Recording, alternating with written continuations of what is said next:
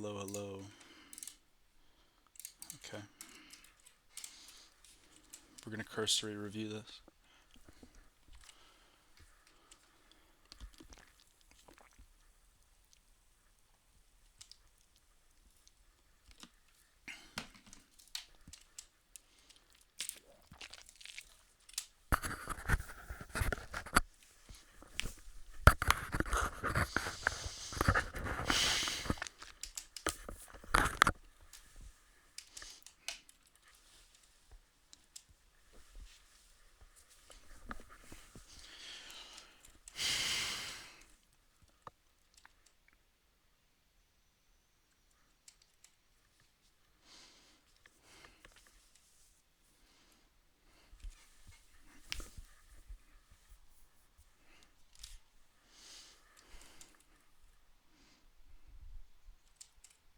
This is a Q plunge.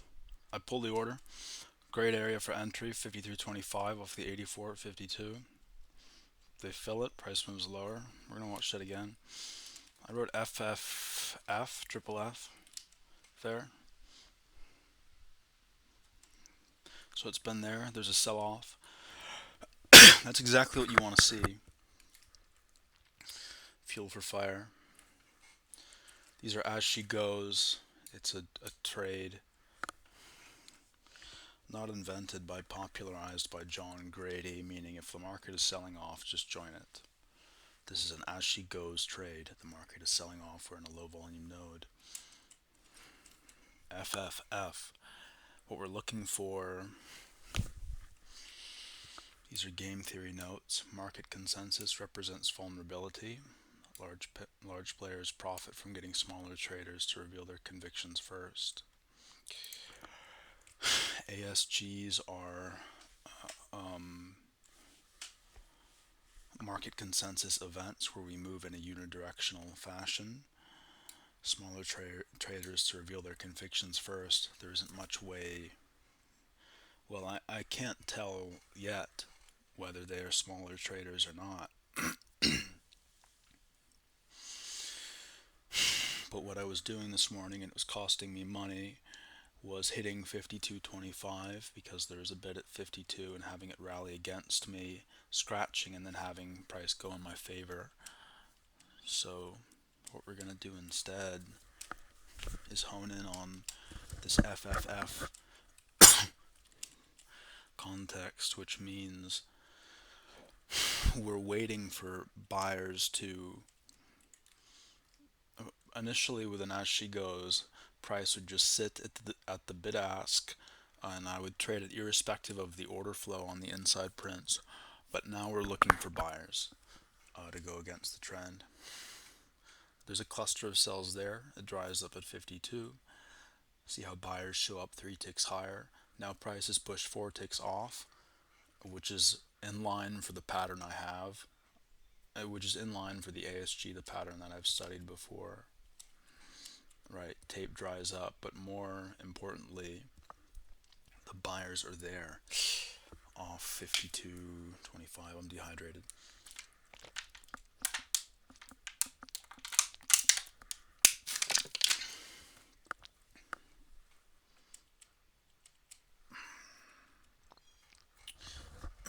So that's the entire trade, is getting in at 53 even after buyers show up, rather than bidding the lows out of fear and emotion, which is what ate into my equity curve today. I can definitely trade profitably from a skill level. It's just the emotions that have bottlenecked me for a while. Now it looks like we're going to hit it. We fill the order. Now buyers hit again, but tape is empty because there's no indication or reason for trade entry aside from the as she goes. But the market's not going right now, and the tape is relatively light. For an as she goes, you want there to be a low volume node, which is here. But see up here, starting with 34, 14, 27, 16, and then a big cluster of cells. That's active participation. Past 55, it really kind of dries up, and it gets even more dry as we get further down. 33 right there, 36.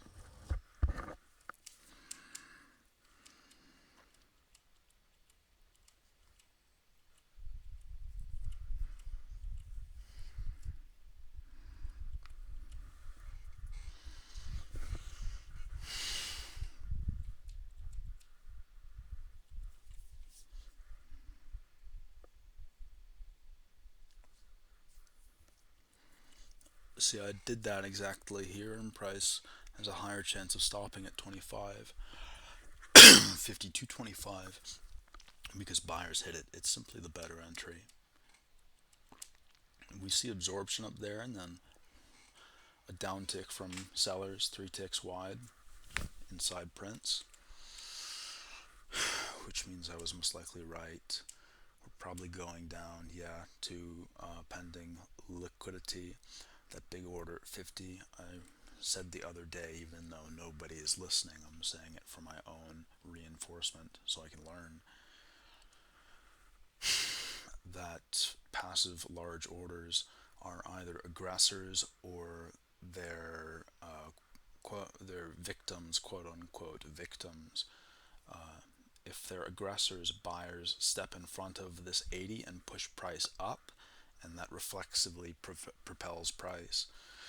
When there are no buyers who do that, meaning the market doesn't interpret this buy order as directional strength, it becomes a victim, and it offers optionality to other participants.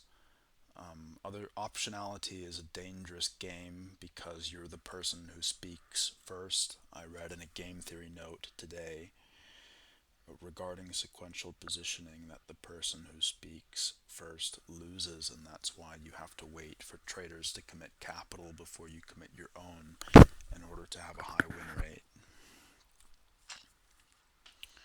What that means here is whoever's posting this order is getting paid to post. Oh, that's why market makers get paid to post liquidity through exchange deals, because they have to take risk and provide optionality to other speculators who might know more than them. But these large orders in the market are probably price insensitive meta orders. These orders are called meta orders, executed by firms on behalf of their investors, which makes some free money for you and me. And how the market behaves relative to these orders is it will typically plunge, stop, depending on order flow, or it will interpret it as strength and price will rally, like I said initially. But then the market will emergent. I have to cough. But then the market will emergently conclude that it's time to move down there and test liquidity and see what's going on with the order. If there's absorption here, it might mean something different. So it's the initial reaction away from the large order that drives price up 40 ticks, and coincidentally, notice how it rallied 1, 2, 3, 4 ticks, 5 ticks, and it's an 80 lot in a queue of 20. So 80 divided by 4 is 20. So it's 20 lot is 20 per tick, which is interesting. And that's not technically true. I mean, there are 30s there, but you get the idea. What I meant to say is it plunges upward, and then the market reassesses the information, and they come back down to test it. Right there, it's probably going to fill here. I pull the order right before it gets filled. I'm going to write always, well, first I'm going to write in max again, always know where you are getting out before putting a trade on. That's not easy. That's not the easiest thing to do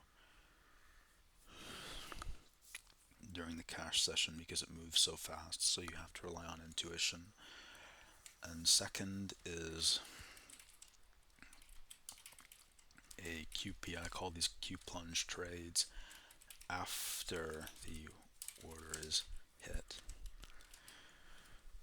rather than before. Here I scratched it before, and notice how price jumped 3 ticks. It cost me 12, 30. Cost me like 30, 40 bucks closing before the plunge, which is horrible.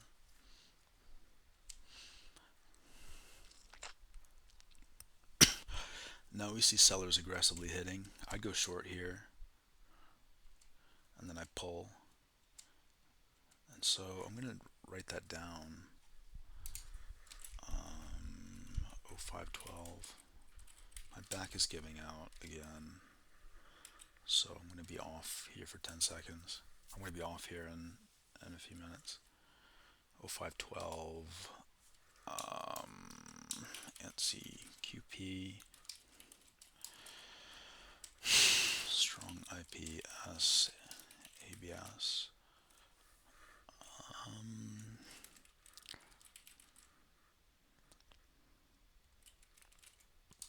FFF. Negative buyer turn and trade against them. So 51 would be the place to short for the trade I want. I try to get filled there and I don't get filled. We jump and we're lowering now on inside prints. I'm chasing now. It's good to chase. See how my order's not filled? That's completely fine. I would much rather prefer to sit on the side. I have a manual, a manuscript. It might be 50 pages long on my computer, written by a professional who trades really micro market making. His name is Norden, if you know him, and he breaks down the benefits of trading with limit orders, especially on micro structure. You call my scalps micro scalps; they're just scalps. He trades like one tick, and if you mark it in, you have like a 1 in 6 chance of winning statistically on the short term. So it's much better to chase a move with limit orders and not get filled than it is to market order and say, well, I got filled. You know, I would love to miss moves all day because selectivity, less is more, selectivity is better. The S&P capital traders who say that, you know, 90% of their profits come from 10% of their trades, and if you're to do anything well, it would just be to cut the B, what they call B and C setups out and just trade the A pluses. That's me chasing again. That's me not getting a fill. See that liquidity down there at 48? That Q probably blows out. I'm tempted to get short here. See how they run against me again, and I scratch. Same FFF. 0532. 0532. Same trade. Trade error, not for FFF. There needs to be there needs to be blood for the wheels to keep turning, if that makes sense. There needs to be fuel for the fire, and that's why these buyers need to get in at 49 and be absorbed. See, a tick, if the tick sticks at 49.50, we're going lower. See 43 on the bid, absorbed 49.75.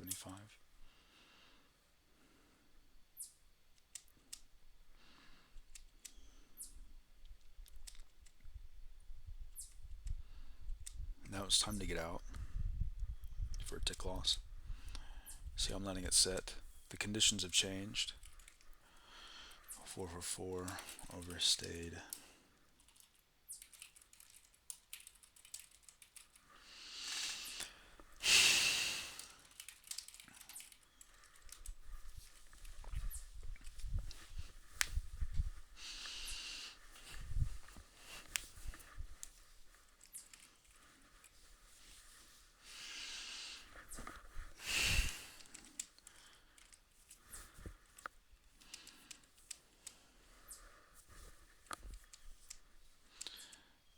That's a horrible scratch.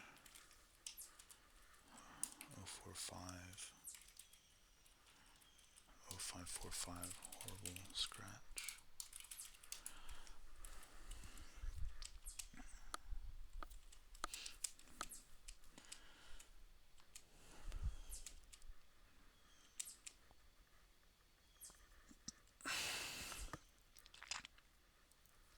There's a Q plunge trade here at 40.50.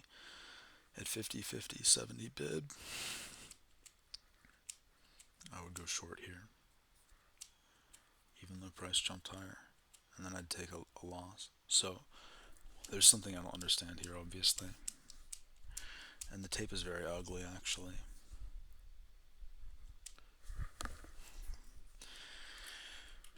We're gonna write that down. 0557. See the 50-50 to 51-25, how these orders moved up? That means real liquidity looking for fill.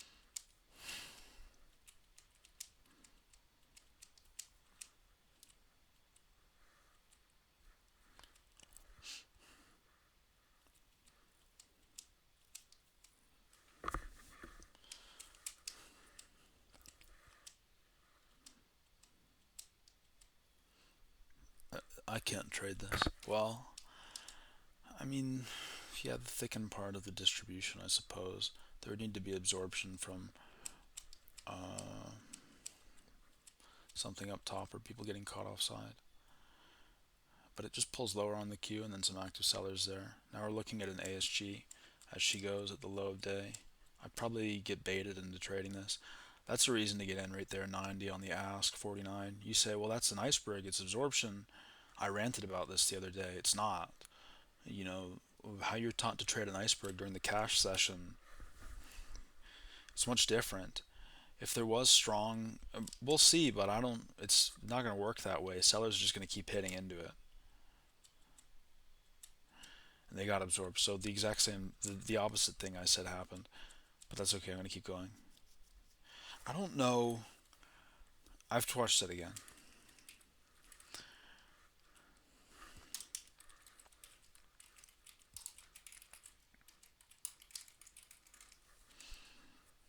I just fundamentally disagree with the with quote unquote iceberg theory because it's like 10 years old and the market changes.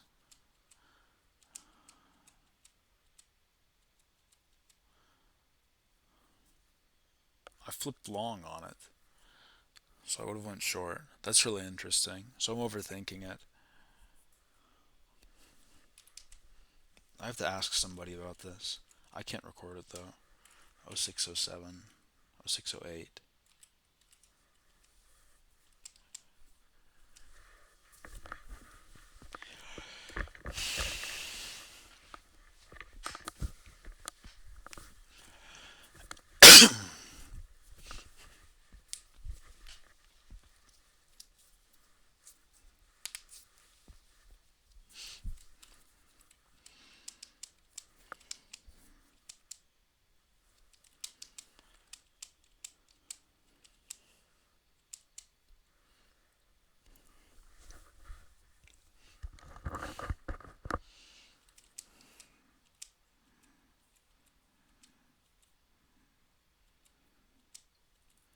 And that's a beautiful turn after.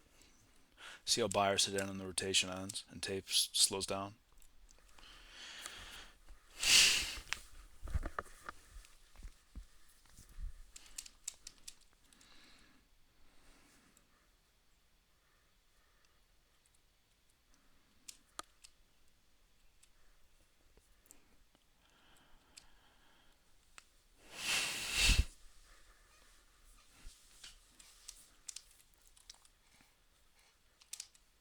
There's absorption again.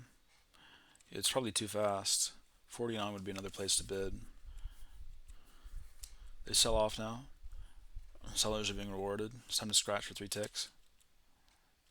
I don't know how. Okay. Um. It's 3-5, work on exits. We're going to go before you get in, know when you are wrong. I would have to make a split second decision in 2 seconds on that trade, which is fine. Okay, now we see tape stabilizing. They hit lows again. It looks like it's going to go. Because bid-ask value is shifting. There's a 249 at 48 on the left side on the profile. Looks like value is shifting. We also had an auction here, and we're sitting on the low side. The longer time it spends down here, excluding order flow, the worse it is for people who want reversion. It ticked up on relatively nothing, so this is kind of like a 5 out of 10 trade because the Q sucks. The odds are that we hit liquidity at 48.25 if sellers or if the market makers are in control.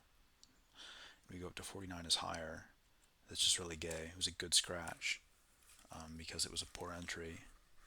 You know, if I can, it's better if I just didn't enter, but you know.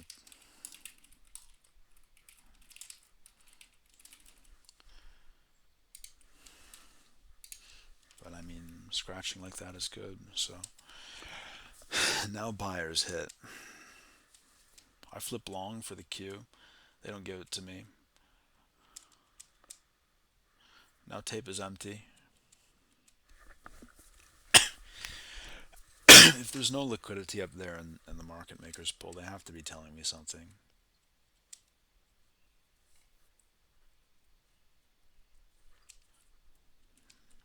I'm staying out of here because the value building isn't necessarily empty, but I can only trade the edges of a profile, so there would have to be order flow at 48. And they're near immediately rewarded.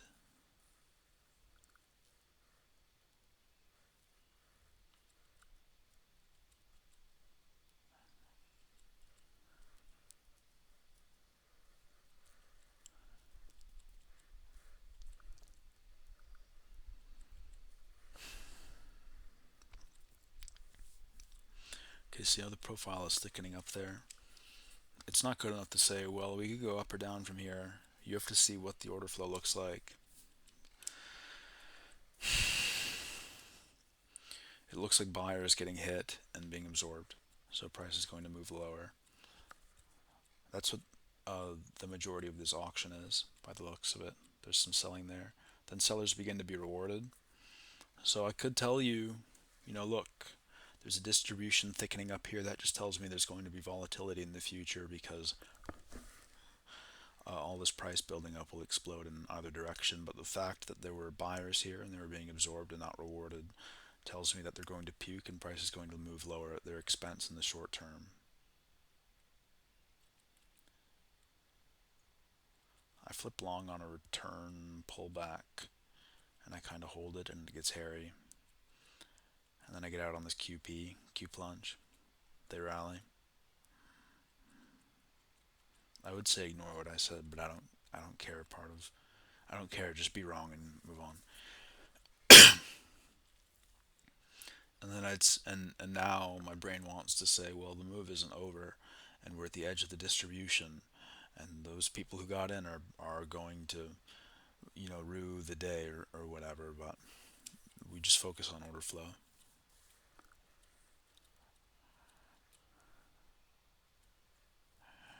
Okay, it's dry now, so we're probably going lower. I can't bid 40/50s, it's too thick. That's a good Q plunge, good scratch too. VPOC of the day shifts. Now VPOC of the day shifting tells me from a context perspective that price is seeking lower value.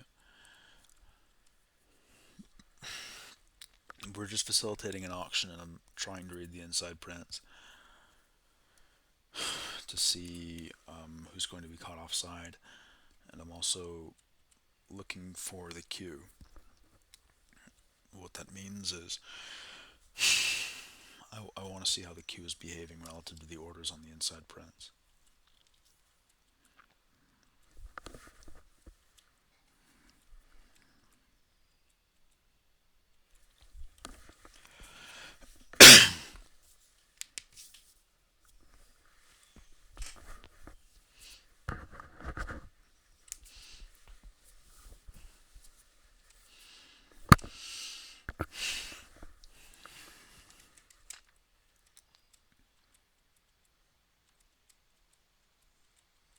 This is a bad as she goes because there's a 79 at 47.50. They played it. So the market interpreted that cue as holy. I just witnessed a professional. When was that? That's going to be its own video.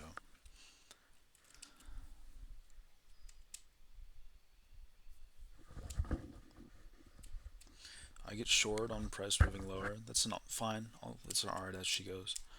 47.50. I'm not going to tolerate it though. I like the FFFs better. 0758. 0758 needs its own video.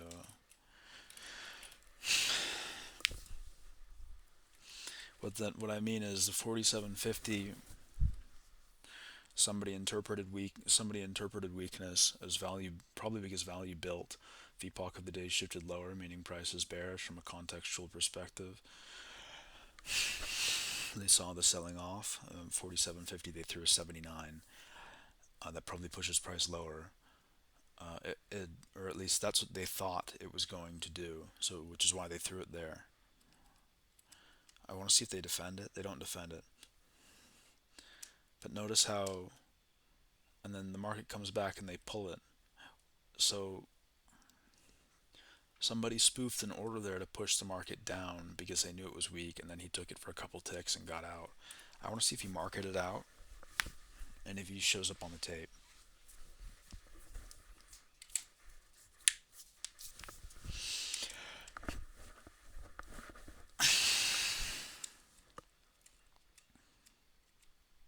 $79.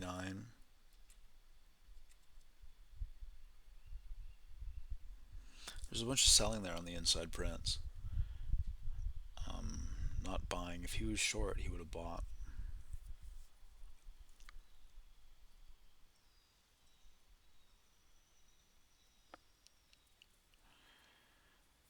Oh, you know what? He probably plays Q side and absorbs all those people at 46, 46, 25, and 50. It just hit me. I was gonna say why doesn't he show up on the inside prints as a market order? It's because he's absorbing limit side after spoofing the Q, and then he pulls his order after that initial plunge of sellers. That's insane.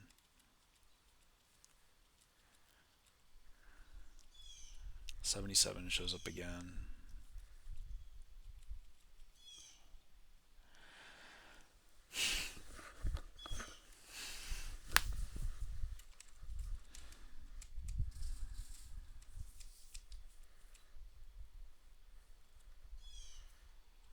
Okay, right there.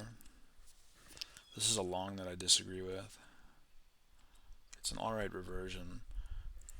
That order pulls backwards on the Q, meaning it's fake on the ask. Or it doesn't want to get filled at least. And all those buyers that showed up, they were probably targeting that passive liquidity back there, meaning this move is being engineered. And so, yeah, and then sellers step in. So I think it'll move lower off of that because of all the buyers that got in there. And then somebody spoofs again, or that might be a real order, I don't know. But now all those people are offside and you have to start seeing them puke. I'm watching the bid queue first. See the 70 absorbed. Bid queue begins to pull. 23, 21, 22. I scratch. I'm on the wrong side.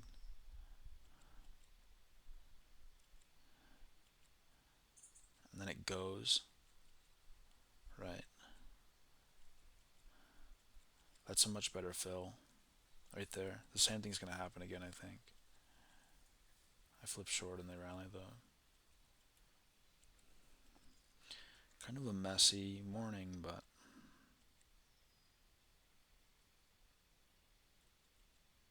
we should get out of here.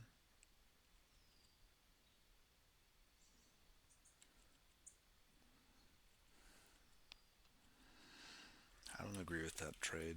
0855, 0855. Poor trade on too long.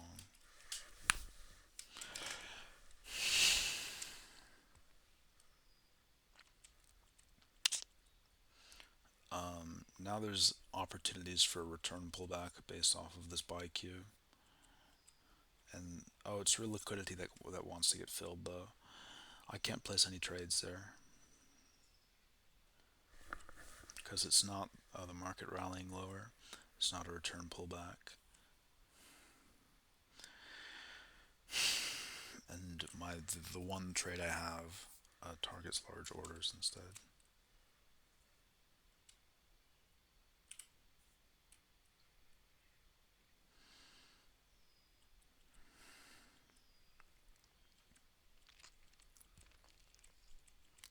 They bid again. It dries up.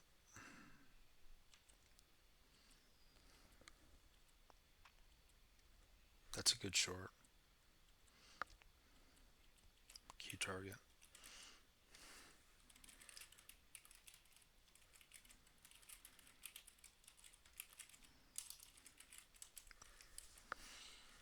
Oh, 932, and then the sell off. Sell off.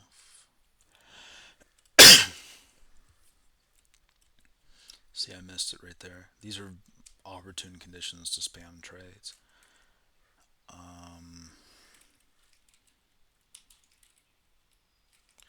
38 ASG.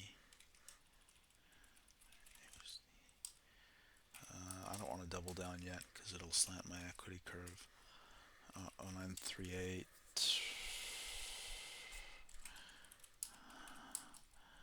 Upper distribution trades sucked.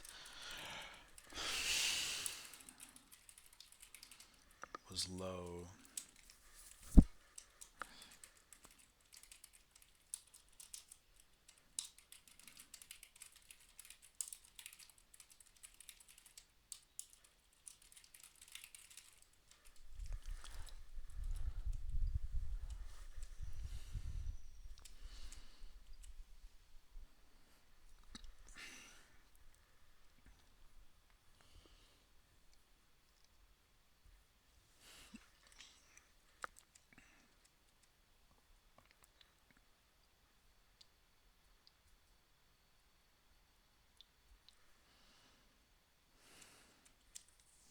The short's right there at 43.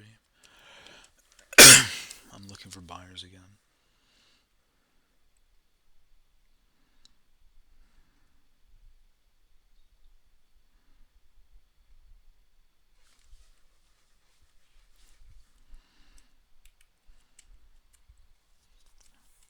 I just took a heavy full loss there.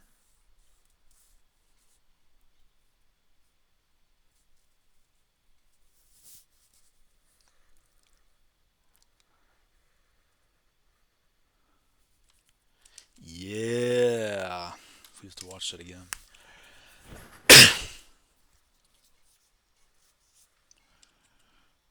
Okay, so how to manage this trade. You put a stop at 43.25. I should add a keybind for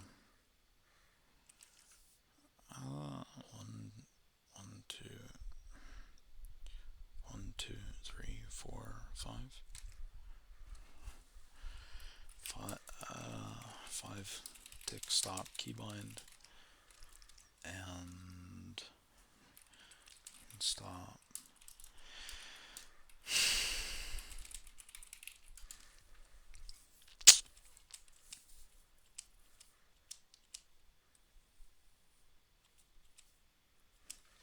See, because it just goes.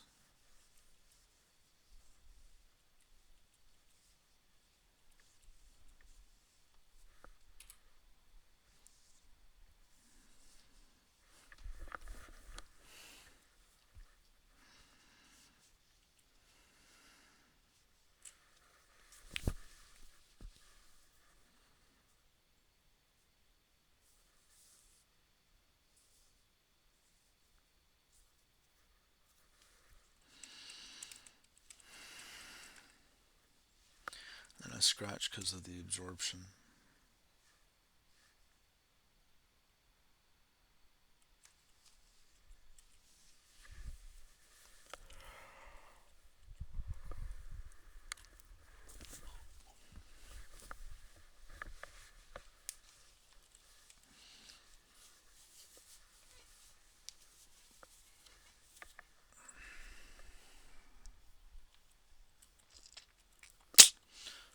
Poor short.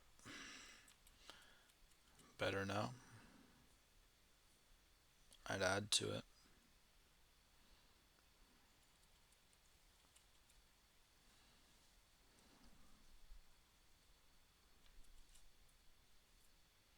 Really slow move though. They get liquidated down there.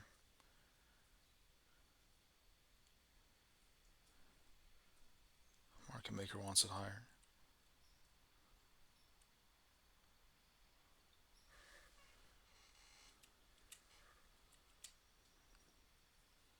I'm gonna clear my tape. Did I pull that fill immediately at VPOC? Yeah, that makes me happy to see. See how liquidity is empty up there? There's really no reason for entry. There's a Q pull right there. Missed it. Down to lows. They want low liquidity now. Market makers want lower prices because of the pull there. There's weakness buy side. We're going lower.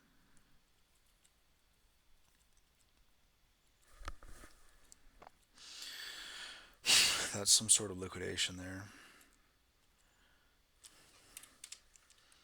And then me.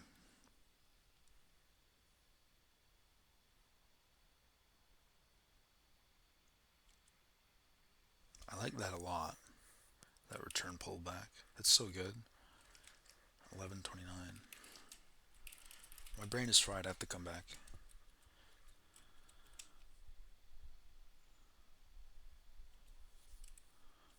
And then I got out at the turn on the absorption.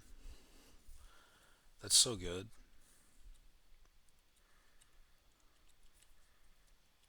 I'm trying to bid again.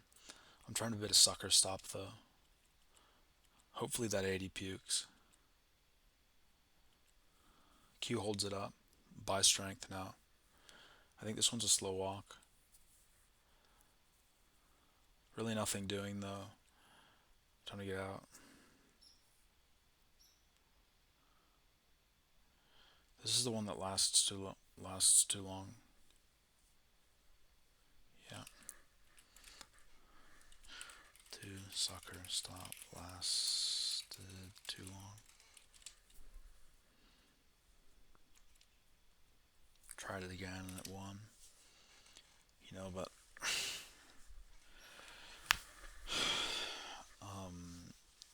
I only won by 10 ticks today, so I could say, wow, I won that trade, but in reality, I'm like 1% away from break even, so still kind of a gamble.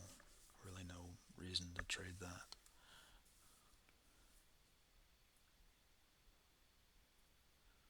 I'll keep all three trades again tomorrow, but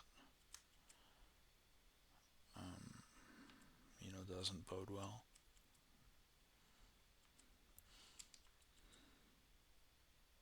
Up there, good short, 39.25.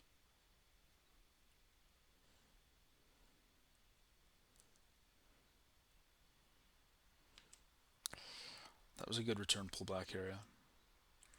I'll be back.